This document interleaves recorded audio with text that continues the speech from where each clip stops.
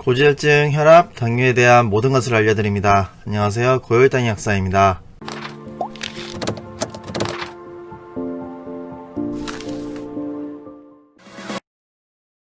오늘은 당뇨가 있으신 분들이 구내염이 잘 생기는 이유에 대해서 말씀드리려고 하는데요. 영상이 길어져서 1부에서는 당뇨인들이 구내염이 잘 생기는 이유에 대해서 말씀을 드리고 2부에서는 그러면 약국에서는 어떤 처치를 해서 구내염을 없앨 수 있는지에 대해서 다뤄보도록 하겠습니다. 당뇨인들이 구내염이 잘 생기는 이유에 대해서는 두 가지로서 압축을 해볼 수 있는데요. 첫 번째는 다음 논문을 보시면 구강 건조증과 침샘에서 침이 덜 나오는 것을 당뇨인들을 대상으로 연구를 한 논문입니다. 결론을 보시면 구강 건조와 침샘의 마름이 당뇨인이 아닌 사람에 비해 당뇨인들에게서 훨씬 많이 볼 수 있었다라고 되어져 있습니다. 그러면 왜 당뇨인들은 더 구강 건조를 시달리는 걸까요? 그 이유 또한 두 가지로서 설명을 드릴 수 있습니다. 첫 번째로 다음 논문을 보시면 제2 당뇨가 있으신 분들의 침샘에 관한 논문인데요. 이것도 결론들을 먼저 보시면 당뇨인들은 침샘의 구조 자체가 변형이 돼서 구강 건조가 생길 수 있다라고 되어져 있습니다. 두 번째로는 혈액의 질이 탁해지는 경우입니다. 일반적으로 혈액의 경우 우리 몸을 순환을 하면서 영양분과 수분을 보충해주는 역할을 하는데요. 당뇨인들의 경우 혈액의 당이 늘어남에 따라 혈액이 끈적끈적하게 되는데 이렇게 되면 혈액이 순환을 함에 있어서도 장애가 발생할 수 있습니다. 그렇게 되면 혈액으로 인해서 영양분이나 수분의 보충 또한 어려워질 수 있기 때문에 당뇨인들의 경우 쉽게 입이 건조해질 수 있고 물을 많이 찾는 구갈 현상이 발생할 수 있습니다. 이렇게 구강 환경 자체가 건조해지면 입안에 상처나 염증이 잘 발생할 수 있는데요. 일반인들의 경우 상처의 회복이 빠르고 염증의 수복이 더디지 않기 때문에 상관없지만 당뇨인들의 경우 구강이 건조하기 때문에 입안의 상처나 염증의 수복이 느린 편입니다. 그래서 이런 환경 때문에 구내염으로 이어질 수 있게 되고요. 그러면 구내염이 잘 발생할 수 없는 환경을 만들어주면 되는데 여기서 필요한 건 바로 물입니다. 물을 자주 그리고 많이 마시면은 이것이 어느 정도 해결이 될 수 있는데 제가 약국에 오는 손님들 중에 물을 권해드리면 물을 많이 마신다고는 하지만 결국에는 끝까지 제가 캔에서 여쭤보면 자주 마시지는 않았습니다. 그래서 한 번에 많이 말고 여러 번에 걸쳐서 자주 마신다면 구내염에 꼭 효과가 있으시니 이 방법을 꼭 실천해 보시면 좋겠습니다.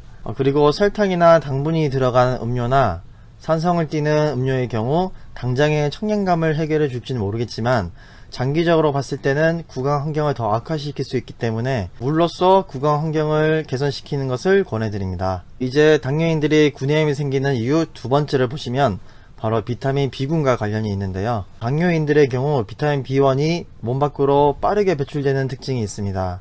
비타민 B1의 경우 우리 몸의 피로회복에 중점이 되는 성분인데요. 그래서 비타민 B1이 고갈이 되면 우리가 쉽게 피로해질 수 있기 때문에 이런 피로감은 구내염으로 이어질 수 있습니다. 또한 비타민 B6 또한 고갈시킬 수 있는데요. 비타민 B6의 경우 우리 몸 곳곳에서 신진대사를 활발하게 하는 역할을 할 수 있는데 그래서 비타민 B6가 고갈이 되면 신진대사가 활발하지 않게 돼서 구내염이 발생할 수 있습니다. 다음에 논문을 보시면 비타민 B1과 B6가 당뇨가 있는 사람이 고갈된다는 것을 확인할 수 있습니다. 결론을 보시면 비타민 B6와 비타민 B1이 제2 당뇨 환자에게서 결핍이 되어 있는 걸 확인할 수 있다라고 되어져 있습니다. 마지막으로 당뇨와 관련된 비타민 B군은 비타민 B12입니다. 이것은 당뇨약과 관련이 있는데요. 우리가 당뇨가 있어서 병원을 찾아서 처방을 받으실 때 가장 흔하게 처방되는 약 중에 하나가 메트포르민이라는 성분입니다. 이 메트포르민, 메폴민의 경우 비타민 B12의 흡수를 억제하는 역할을 하는데요. 다음 논문을 보시면 메트포르민과 비타민 B12 결핍에 관한 논문이고 그림이 복잡한데 여기서 하나만 알아두시면 되는데요. 여기서 CBL이라고 적힌 것이 비타민 B12인데 이것은 이제 위장을 지나 여기가 소장의 한 부분인 회장인데 우리 몸의 회장에서 비타민 B12가 흡수돼서 전신으로 퍼지게 됩니다. 다음 그림을 보시면 회장세포를 확대해 놓은 그림인데요. 이것도 간단히 설명드려 보자면 여기에 있는 이 비타민 B12는 여기 동그란 구멍에 들어가서 맞춰져야 하는데 여기에 맞춰지려면 이 칼슘 의존형 수용체가 이 벽에 붙으면서 비타민 B12가 따라와 구멍에 맞춰지는 원리입니다.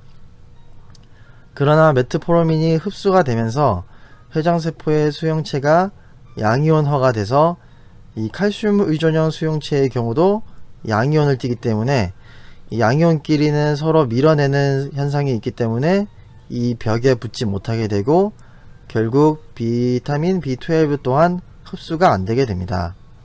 그래서 병원에서 이 메트포르민을 처방받으시는 분들은 고함량의 비타민 B군을 섭취할 필요성이 있는데요. 최근에 약국에서는 고함량 비타민 B군들이 정말 잘 나오고 있기 때문에 가까운 약국에 가셔서 상담을 한번 받아보셔서 약을 선택해 보시고요.